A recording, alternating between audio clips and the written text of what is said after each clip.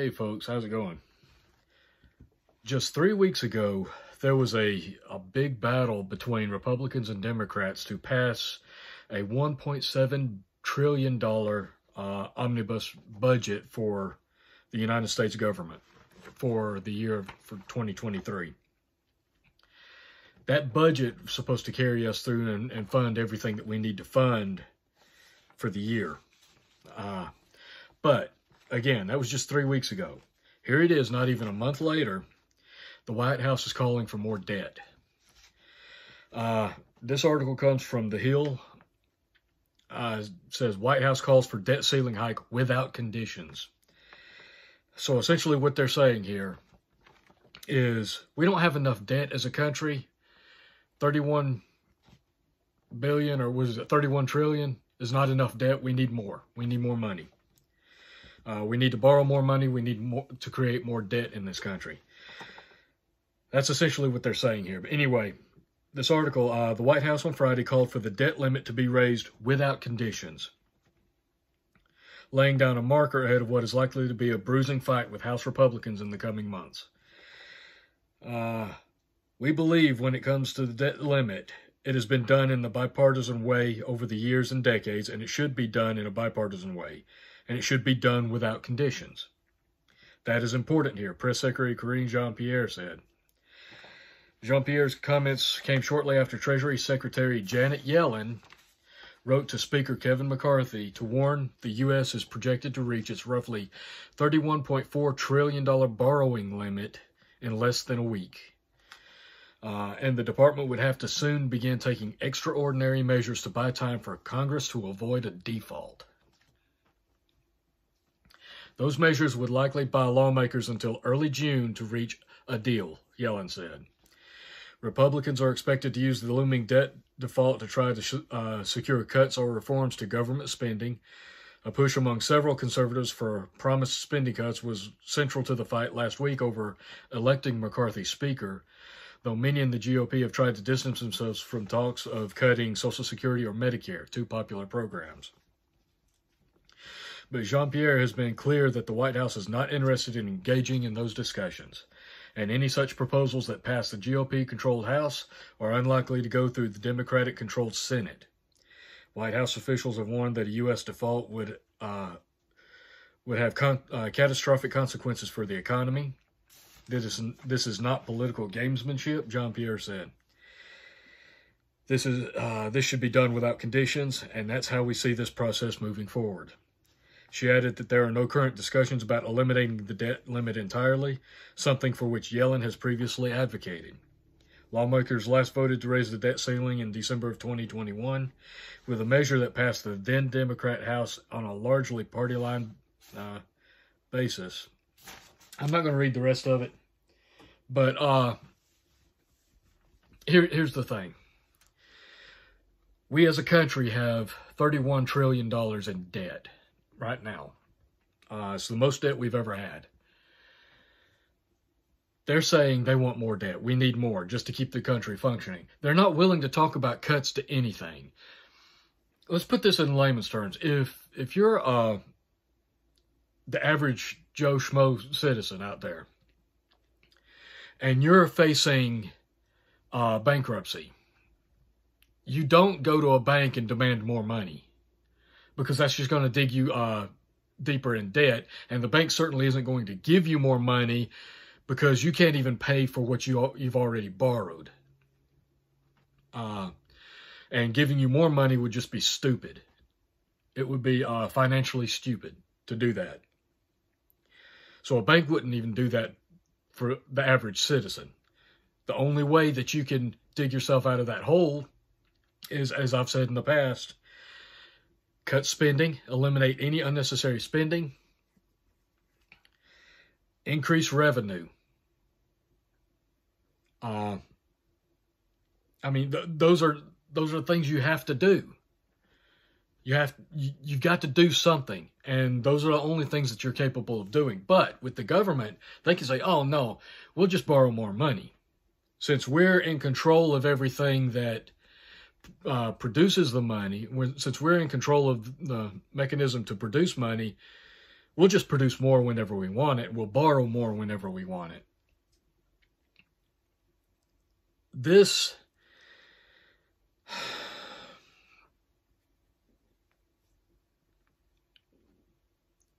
is the kind of behavior that's going to bankrupt this country. I can understand not wanting to make cuts to Social Security and Medicare. I understand that. There's a lot of people dependent on those. But in order to bring in a balanced budget, in order to lower our debt as a country, we have to make cuts somewhere. Normally it's the Republicans that don't want to cut military spending, but now it's the Democrats that don't want to cut military spending. Primarily because they've led us into a situation where we're facing a world war.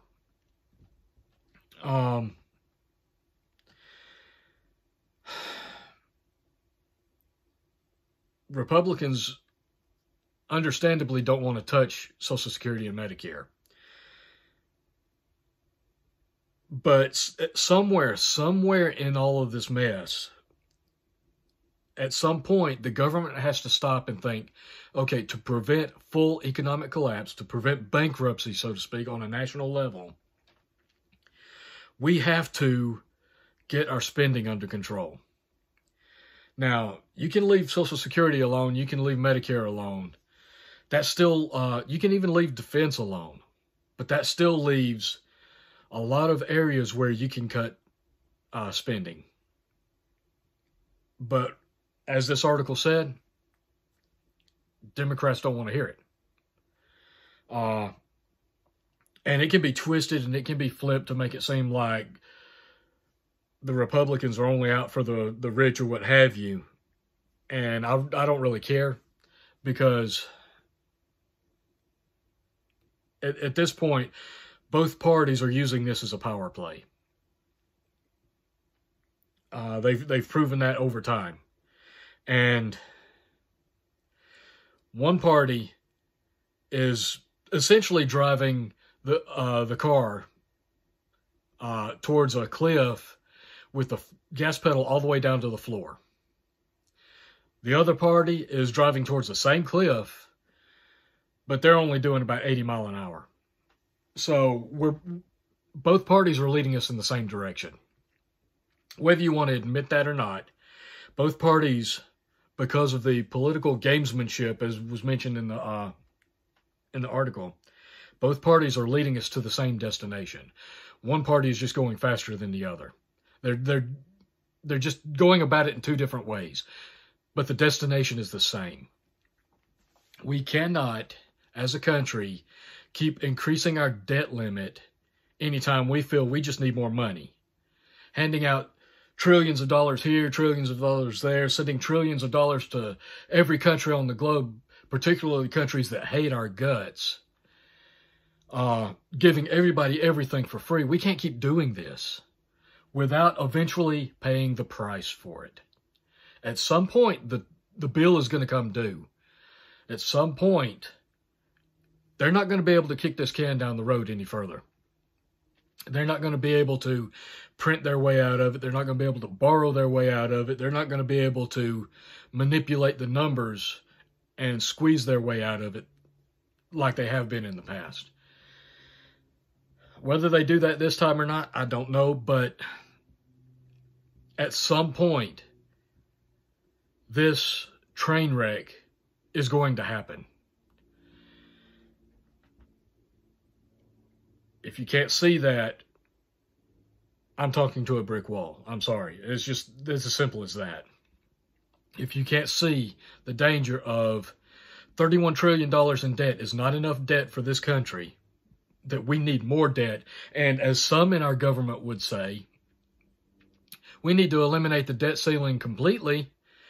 That way we can just print and borrow anytime we need to, at any amount we need to, which only speeds up the pace to bankruptcy and collapse. This can only go for so long, folks. At some point, the bill comes due. You will have to pay the price. Pain will be felt. Whether it's through major cuts or a collapse, right now we have the opportunity, and that window is almost closed right now. We have the opportunity of looking at this one of two ways. We can either choose when, where, and how we feel the pain from these budget cuts to get our spending under control, or we just keep this disaster on track and pay the price whenever it falls apart. You can kick it down the road till it goes off the cliff, or you can choose now and figure out, okay, we can cut here, we can cut here, we can cut here, and just willingly go through the pain to get out of this situation. Unfortunately, those in power, those elected officials that are supposedly elected to represent us but fail to do so, they refuse to face that result. They refuse to face that pain. Partially because they don't want to deal with it. They're trying to keep it going down the road, setting themselves up to gain more and more money and setting themselves up in the best position so that they thrive through the collapse while everybody else suffers. But it's partially also because the majority of Americans aren't willing to go through any kind of hardship. We're soft. We're weak as a nation. I know there's some people out there that don't want to hear that. But as a nation, Americans are soft and weak. And we're not willing to, for the most part, we're not willing to bite the bullet, grit our teeth, and go through the pain that comes with trying to get our budget and our deficit back on track. We would rather keep deluding ourselves with months of football games and basketball games and who scored this, who scored that, and what did the Kardashians do, or what's the new drama on the Golden Globes, or what have you. All this nonsense that means absolutely nothing compared to important issues like the future of this country, the financial future of this country, whether we're going to go through an economic collapse or not. Everybody's more concerned about that crap, that kind of garbage, and they don't want to even deal with the reality of the situation of where this country finds itself. So, more money, folks. $31.4 trillion, not enough. I guarantee you we could double that amount. 70 trillion. Go to 70 trillion. Wouldn't be enough for the government. The government is never going to cut its spending simply because politicians, lobbyists, they all get kickbacks off of this stuff. They all make money off of this in one way or another. The lobbyists get kickbacks for pushing a bunch of these bills through. Politicians make money off this because they're invested in companies that profit from this kind of behavior. Government will never willingly restrict itself, reduce its power, or reduce its control through spending. That will never happen.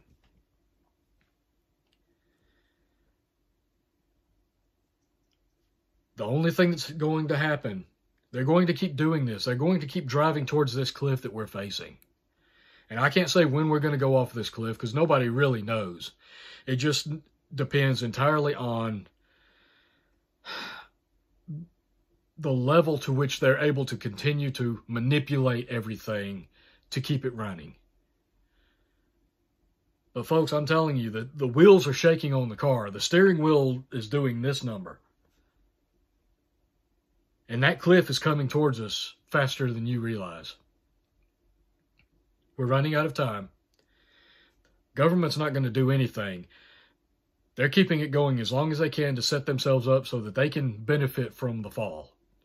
So that they can thrive through the fall while we suffer. $31.4 trillion is not enough debt. We need to raise it without condition, without limits. Understand what that means. There's no desire to fix this situation. There's no desire to dig ourselves out of the debt hole that we've dug ourselves into.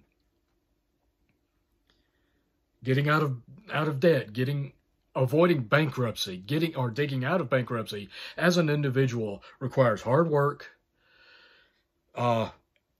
dedication, suffering, and commitment, and are willing to sacrifice to do what you need to do to reach your end goal. Our government is not willing to do that.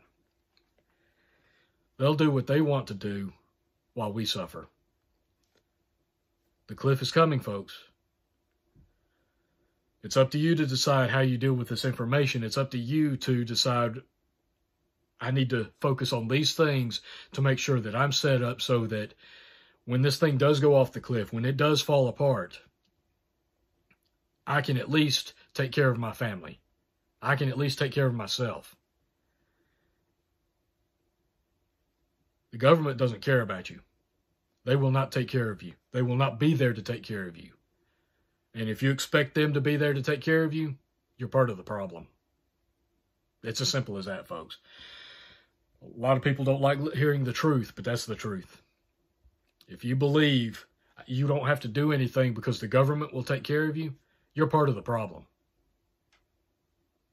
It's not the government's job to take care of you. That's why we have a nanny state as it is. It's not the government's job to take care of you. It's your job to take care of yourself and your family. So take this information, figure out what it is that you need to be doing to provide what your family needs, to make sure your family is secure. Take the necessary steps, get to work. I don't know how long they can keep kicking this can down the road, folks. This constantly comes up. It turns into a political power play. And then they, as always, they will always raise that limit. They will never cut that limit. They will never cap the debt limit. That debt limit is going to keep going up. The end result is going to be they're going to keep going up until this country goes bankrupt. Then when everything resets, they're going to be in a position where they can benefit from it. Because they've had all these years, they've had all the inside information to position themselves financially where they'll benefit from it. You and I don't have that luxury. We don't have that information. But we do have the ability to look at this behavior, see how reckless it is, see how negligent this behavior is, and careless, and take the appropriate steps to make sure we as individuals and take care of ourselves and our families. It's up to you, folks. That's all I've got. I hope you found this helpful. This is discouraging, but I'm not surprised by this at all. This is just another indication, another lesson that the government is out for itself. They will not take care of you. It's up to you to take care of yourselves. I appreciate you guys watching. Like, share, subscribe if you haven't. Keep prepping. And if you haven't started prepping before now, for God's sake, start.